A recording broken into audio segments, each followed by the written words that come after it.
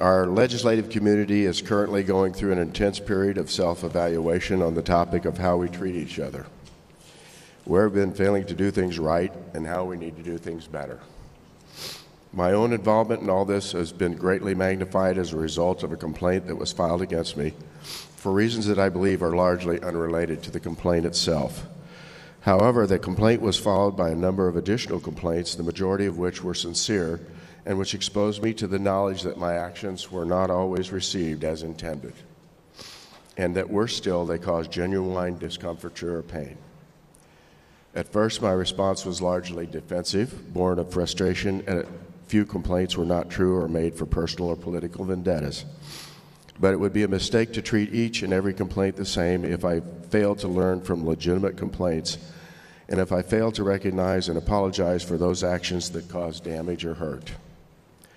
We, as a larger capital community, cannot begin to heal until those of us who have made mistakes begin the process ourselves. For me, that means learning and changing, so I stand before you today because it is my desire that we now begin to heal. Excuse me.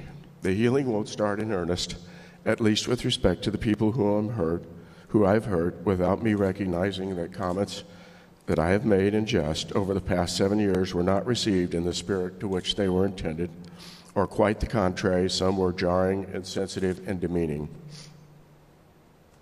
I don't need to wait for an investigative report to know that.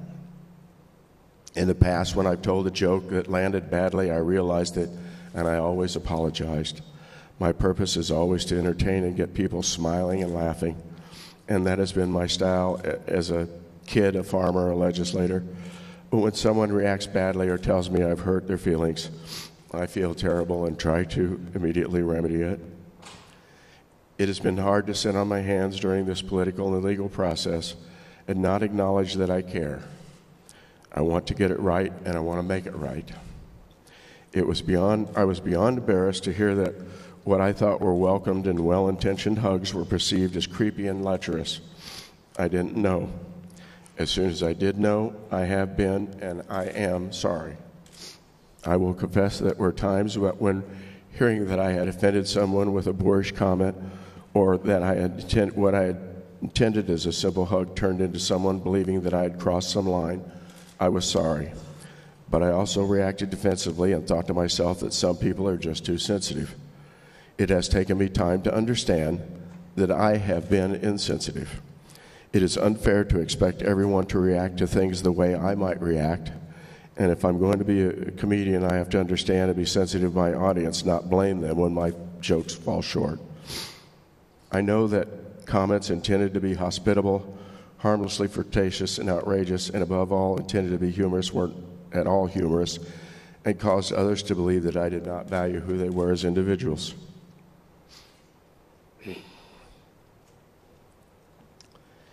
I've taken all this very hard. I have a stupid flu.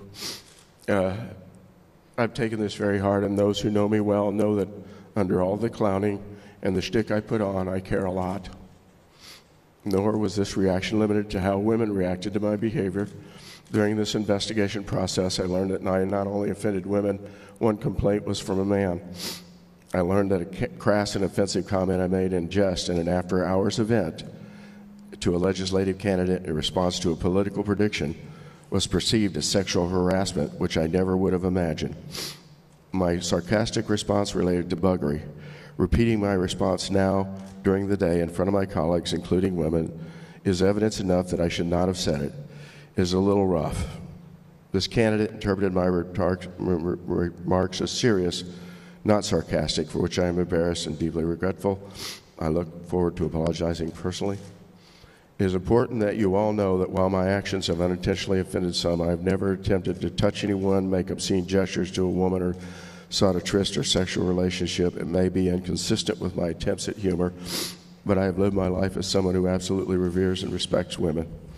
I have been blessed to be married for 41 years to an incredible woman to whom I have remained devoted.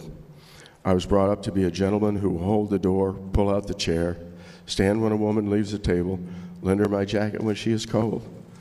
However, I am now acutely aware that not everyone understands my attempts at humor and resented that I did not show the respect and value each individual deserves. This is one of the things that bothers me the most. I am sorry. I'm sorry for the distraction and strain that this matter and the subsequent investigation have caused all of you. That was not my intent when I asked for the investigation. I don't want to go one more day without apologizing and honoring all of you, not only by saying I'm sorry, but by doing better. This has been a painful process for all of us. Hopefully, those of you I've hurt, you feel empowered for speaking up. Your courage has already had a profound impact on the way I relate to others. I also want to tell you that I am still your friend and want to hear from you. I especially want to hear if I'm doing something wrong. I wish that, I've heard a little bit of that. I wish that the people who came forward months or years later had said something immediately at the time so I could have apologized and made improvements along the way. But I understand why they didn't. I hope that while I strive to be better, you would help me all along the way, and if you see things that I can improve, it's time to repair and begin to heal. I want to get this right. It can be tough to teach old dogs new tricks, but this old dog can learn and will do better. I look forward to personally listening, expressing my remorse once the investigation is over, to the extent of those I have offended are interested. I'm sorry. Thanks.